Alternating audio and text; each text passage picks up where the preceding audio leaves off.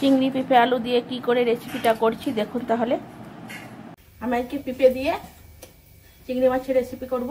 দেখুন পেঁপে আর আলু কেটে নিয়েছি, কড়াইয়ে দিয়েছি তেল, তেলের উপর একটু পাঁচফোড়ন দেবো, আলুগুলো ভালো করে ভেজে নেব।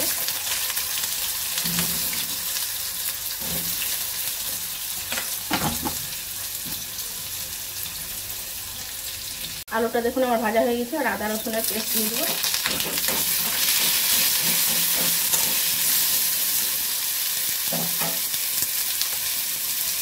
গুঁড়ো মশলা সব দিয়ে দেবো, লঙ্কা গুঁড়ো, জিরে গুঁড়ো, ধনে গুঁড়ো, হলুদ গুঁড়ো, নুন, মিষ্টি, ভালো করে একটু কষিয়ে নেব। মশলাটা আমার খুব সুন্দর করে কষানো হয়ে গেছে। এবার আমি পিঠেগুলো দিয়ে দেবো। এর মধ্যে কিছু দেবো ভিজানো মটর, চিংড়ি মাছ ভাজা আছে, চিংড়ি মাছ কিছুটা দিয়ে দেবো।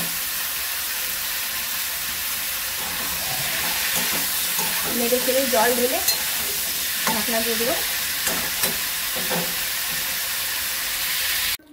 আমার চিংড়ি মাছ দিয়ে পেঁপে আলুর তরকারিটা হয়ে গেছে।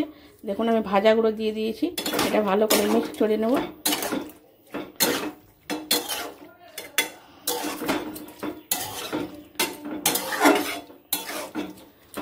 হয়ে গেছে আমার পেঁপে আলুর তরকারি। আমার চিংড়ি মাছ দিয়ে পেঁপে আলু দিয়ে তরকারি আমার রেডি হয়ে গেছে। দেখুন